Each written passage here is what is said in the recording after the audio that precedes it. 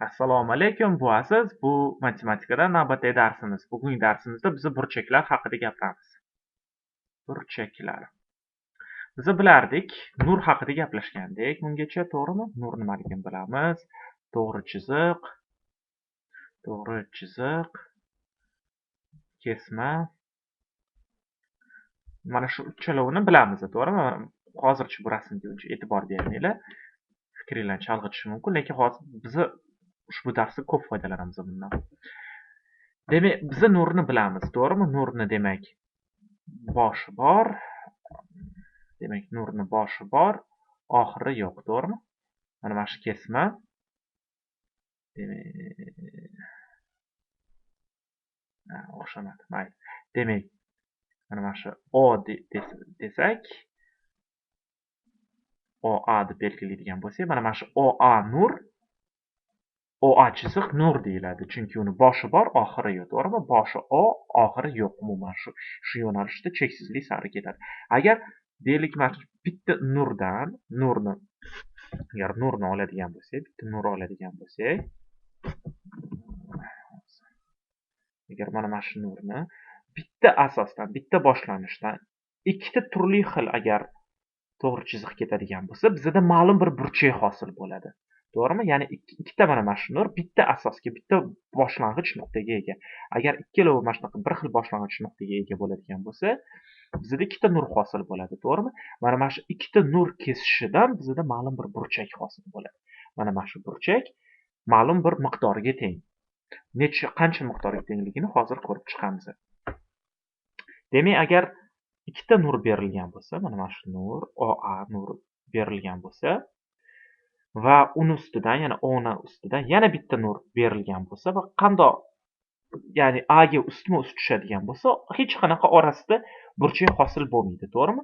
Lekin masalan, O nuqtadan boshlangan nur A'dan biroz teparoqqa qarab ketsa, ya'ni taxminan mana bu yo'nalishda ketadigan bo'lsa, demak, OA va OB nurlar kesishidan burchak hosil bo'ladi. Mana shu burchak ma'lum bir gradusga teng bo'ladi. Mana shu kattalikni biz daraja deb ataymiz. Daraja yoki gradus deb ataymiz.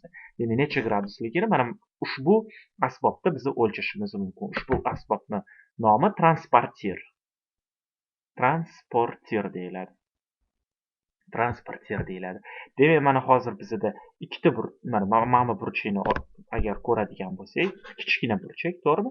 Ushbu burchak bo'lsa kattaroq burchak, to'g'rimi? Agar yana ham katta hozir burchak oladigan bo'lsak,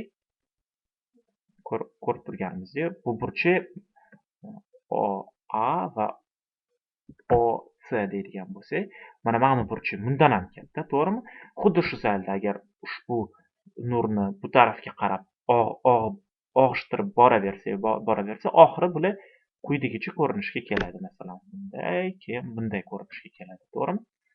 Oxiri mana shunday boshlanib, bu yerda tugaydi. Mana shu OC nuri.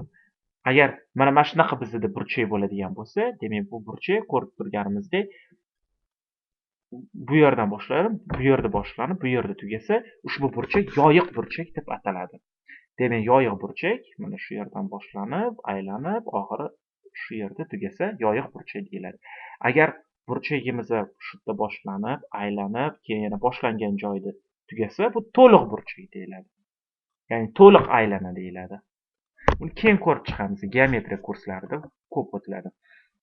Demak, transportir bu burchakni darajasini o'lchash uchun ishlatiladi. Biz qanaqa qilib o'lchaymiz burchakni darajasini? Masalan, bizda quyidagicha nur berilgan bo'lsa, deylik, birinchi nur OA va ikkinchi nur quyidagicha berilgan bo'lsa, OB bo'lsa, taxminan bu yerda kesishadi ikkalovi.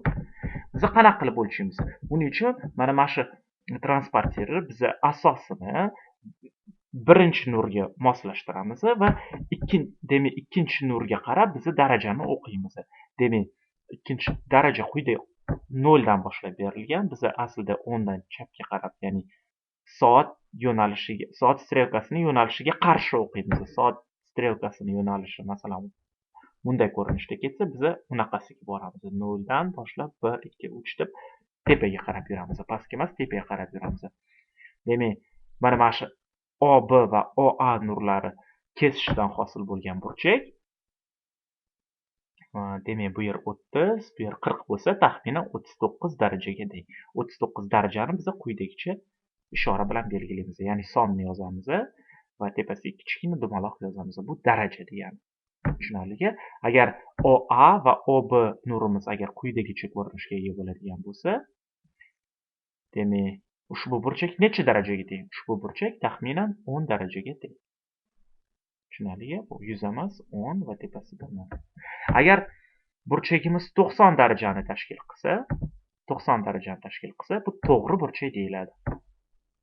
Mana demak, mana bilan o'chirib tashlasak bo'ladi, chalg'itmaslik uchun. Agar o'chirib tashlasak, bularni o'chirib tashlasak, demak, mana bu burchak 90 darajani tashkil qilib turibdi. Demak, mana shu burchak to'g'ri burchak deb ataladi. Tushunarliki? Demak, 90 da yana kattalash, oshirib borsak 100, 110, 120, mana bu yerga kelsa 170 daraja bo'ladi va bu yerga kelsa 180 daraja bo'ladi. 180 darajaga yetsa, bu yoyiq burchak deyiladi. Yoyiq burchak deymiz. Demak, bu 90 daraja to'g'ri burchak. To'g'ri burchak. 180 daraja bo'lsa, yoyiq burchak deyiladi. Yoyiq burchak deb ataladi. Tushunarliki? Demak, yoyiq burchakni yarmi to'g'ri burchakka teng. To'g'rimi? 180 yarmi 90 daraja. 90 daraja to'g'ri burchak deyiladi. Demak, bizda bundan tashqari yana o'tkir va o'tmas burchaklarimiz ham bor. O'tkir burchak qanaqa bo'ladi? O'tkir burchak hozir aytaman qanaqa bo'lishini. Agar vaqtimiz bo'lsa, o'ylaymanki vaqtimiz yetadi. Biroz darsimiz cho'zilib ketishi ko'proq bo'lishi ham mumkin. Odatiga qaraganda, lekin juda ham muhim dars. Agar darajamiz 90 darajadan kichkina bo'lsa, deylik 80 daraja bo'lsa, 80, 70 va hokazo yoki 30 daraja bo'ladigan bo'lsa, mana shu burchaklarning hammasi o'tkir burchak deyiladi. Agar 90 dan kichik bo'lsa, 90 darajadan kichik bo'lsa, o'tkir burchak deyiladi. Ya'ni rostdan ham o'tkir burchak. Masalan, o'tkir pichoq deb bo'ladi. To'g'rimi? O'tkir burchak deyiladi. Agar 90 darajadan katta bo'ladigan bo'lsa, taxminan hammasi 90 darajadan katta bo'lsa, o'tmas burchak deb ataladi.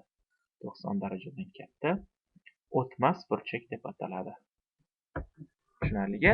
Agar deylik, masalan, bizda o'tmas burchak berilgan bo'lsa, o'xshamadi. Mana bunday burchak berilgan bo'lsa, demak, 90 agar bundoq bo'lganda 90 daraja bo'ladi. Bu taxminan deylik, buni 120 daraja deylik, ushbu burchakni.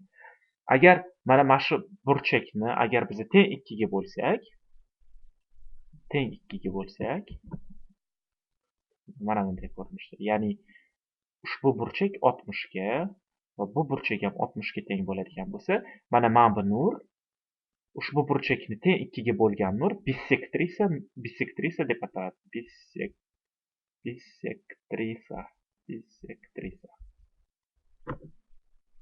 Bisektrisa deb ataladi. Tushunarliki? Demak, burchakni teng 2 ga bo'luvchi nur bisektrisa deb ataladi. Buni yodlab olishimiz kerak. Tushunarliki? Masalan, burchaklarga agar futbol bilan qiziqadigan bo'lsangiz, burchak to'pi deyiladi. Bu nima aslida? Masalan, maydonni agar chizadigan bo'lsak, qiyshiq maydon bo'ldi.